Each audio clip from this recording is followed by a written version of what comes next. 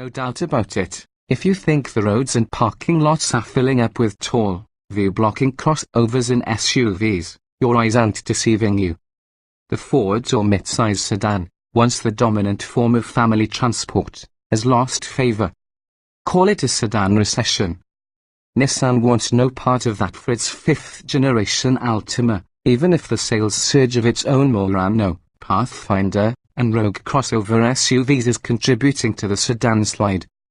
The Altima is still the best-selling product in Nissan's lineup, and so far this year, it's just ahead of the Honda Accord for second-place sales honors in that segment. The Toyota Camry remains number one. Energetic Flow. The fifth-gen Altima was all new in 2013, so this update leaves the sedan's bones largely untouched. The big change is the move to Energetic Flow styling, which consists of a more muscular front fascia, Nissan's V-Motion grille which looks like a grille overhanging another grille, and boomerang-shaped headlights and taillights. The likely theory being that if crossovers are selling like hotcakes, then adding some Murano visuals to the Altima should spur sales of the sedan. It doesn't stop. The Energetic Flow design is now found on the newly excited surfaces of the smaller and soberer Sentra and on the more expressive and expansive Maxima. In the cabin, the 2016 Altima's refresh centers on expanding available technology, as well as hushing unwanted noise with added sound insulation and an acoustic laminated windshield. The Altima's already pleasing interior gets some Murano-inspired center stack and console, but otherwise the materials, textures, and colors from the previous model continue. Particularly welcome are the Altima's well-padded door armrests and form-fitting zero-gravity front buckets, cloth-covered in RSV test car, that seem to comfortably accommodate a wide spectrum of posteriors. Rear passengers don't get the form-fitting zero-gravity seats, but ingress and egress into the Altima's aft quarters is easy at least. Rear seat headroom and legroom, while not as generous as that in the Volkswagen Passat, a mid-size sedan appropriate. Six-footers can ride in back without asking the front seat occupants to scoot their chairs forward.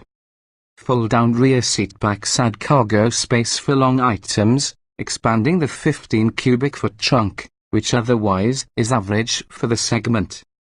All but the base Altima come with a 5.0-inch touchscreen for infotainment. The system has handy knobs for volume and tuning flanking the screen, plus a few virtual buttons on the display and hard buttons alongside. Even better is the 7.0-inch unit that was in our test car. It comes with the navigation package, which is a $580 option on the mid-level SV and range-topping SL. The larger screen gives easier access to all of the mobile apps available in the Nissan Connect system. For those buyers who want the latest and connected tech, the lack of Android Auto and Apple CarPlay is a glaring omission, although Apple users can access their phone's voice recognition through the vehicle, a function called Siri Eyes Free. Still, with a market bursting with 8.0, 9.0, and even 12.0-inch screens, the Altimas seem small. Last year's port-injected, 2.5-litre four-cylinder returns with only minor changes, none affecting its performance. New engine mounts and a larger muffler help minimize engine drone, yet despite great-looking standard dual exhausts on all models, there's no music coming out of them to quicken the pulse.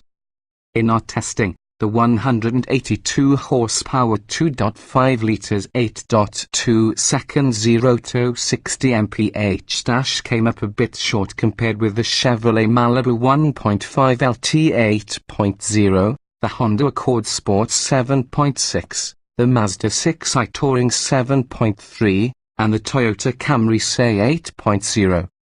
The 2.5's mission is fuel economy, which improved to an estimated 27 miles per gallon city and 39 miles per gallon highway for 2016 thanks in part to aerodynamic tweaks and standard grille shutters.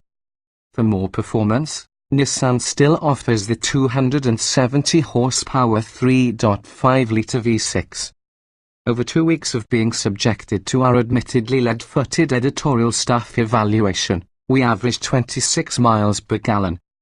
Extronically yours, the Altima's continuously variable automatic transmission, a key component to the car's fuel economy strategy, isn't the complete downer these slush boxes once were.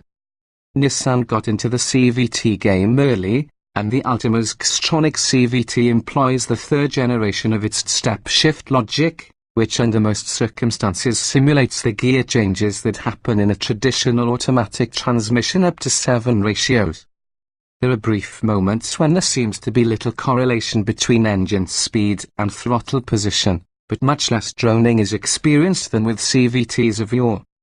Mostly, engine revs are exactly where they need to be to develop the power for any given road load and a driving situation, with little or no delay. Drop the hammer from rest at a stoplight and the engine builds revs fairly naturally. It doesn't just go roaring to redline and stay there until you lift.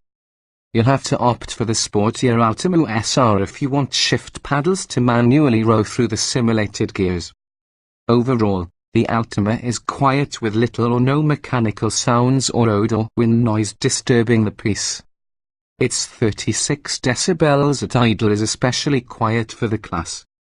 But things get a tad grainy when cruising with light throttle around 50 miles per hour as the engine drops to 1,200 revolutions per minute under light load.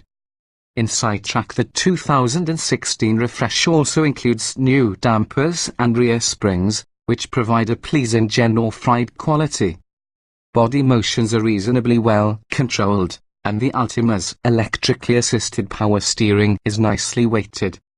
Nissan has retuned the steering this year for quicker response.